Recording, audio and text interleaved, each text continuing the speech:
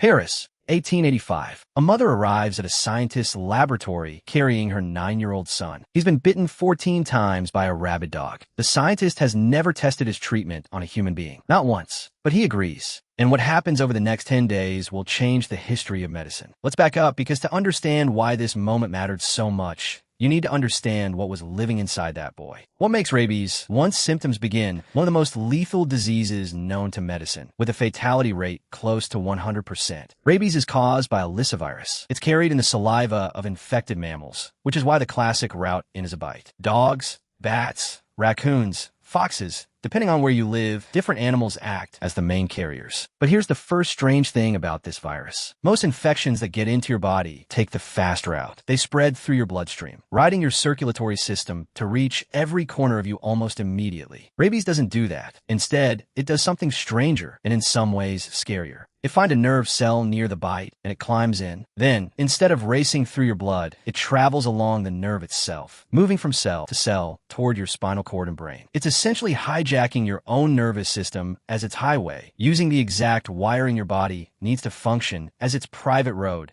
to your central command center. And it's slow, painfully, deliberately slow. Depending on where the bite happened, this journey can take days, weeks, sometimes even months. By our logic, that should make rabies less scary, not more. A slow virus sounds like a virus you'd have time to fight off. Here's the part nobody talks about. It's the virus being patient. And it's also, if you're fast enough, the one crack in its plan. Because your immune system is largely built to patrol your blood and tissue. It's very good at spotting invaders that show up in large numbers, out in the open. But a virus creeping quietly through the interior of a nerve cell, one hop at a time, is almost invisible to it. Your body doesn't raise much of an alarm, because from its perspective, almost nothing is happening yet. Which means, for a while, you can feel completely fine. No fever, no obvious sign anything is wrong. Just an invisible traveler, working its way steadily inward. The danger is what happens when it arrives. Once the virus reaches your spinal cord and brain, everything changes. It begins to replicate rapidly, and it starts to spread outward again, this time to your salivary glands, which is exactly how the disease gets into a new host through a bite. But inside the brain, it also starts to disrupt normal function. This is where the disease earns its old name. The word rabies comes from a root meaning madness, and the virus family itself is called lyssavirus, after Lyssa, the Greek spirit of rage and frenzy. Symptoms at this stage can include confusion, agitation, hallucinations,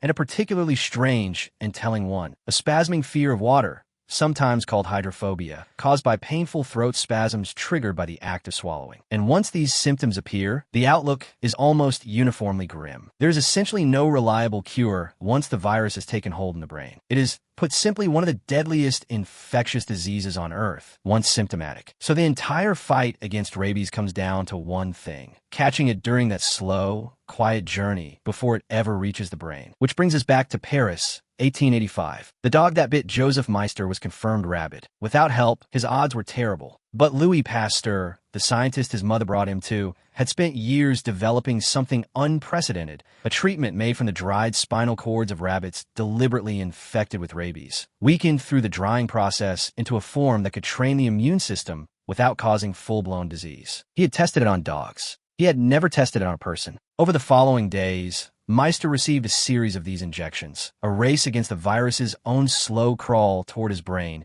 using the very thing that made rabies so eerie, its patience against it. Each dose gave his immune system a head start it wouldn't otherwise have had, teaching his body to recognize and attack the virus before it ever reached the one place it needed to reach to become unstoppable. Joseph Meister survived. He became the first person in recorded history to be successfully treated for rabies exposure after a bite from a confirmed rabid animal. The treatment that saved him became the direct ancestor of the rabies vaccines used around the world today. Modern post-exposure treatment has come a long way since 1885. Today, if you're bitten by a potentially rabid animal, the standard approach involves thoroughly cleaning the wound, then a series of vaccine doses over about 2 weeks, sometimes paired with an immediate dose of rabies antibodies injected directly around the bite. Started promptly, this treatment is remarkably effective, close to 100% successful at preventing the disease from ever reaching the brain. But here's the honest, uncomfortable caveat: that, if started promptly, is doing a lot of work in that sentence. Globally, tens of thousands of people still die from rabies every year, overwhelmingly in regions where this treatment isn't easily accessible, and overwhelmingly from dog bites in places without widespread vaccination programs for pets. This isn't a solved problem everywhere. It's a solved problem where the treatment can actually reach people in time, which means the real story of rabies isn't really about a virus at all. It's about a race, a slow, patient invader moving quietly through your own nervous system, buying itself time by staying hidden in a narrow window before it reaches the brain, where a treatment discovered by one desperate scientist 140 years ago can still today stop it cold. Joseph Meister lived because his mother didn't wait, and because a scientist was willing to try something that had never been tried before. Millions of people since him are alive for the exact same reason: a bite, a race against a slow and patient traveler, and a window that, if you reach it in time, you win.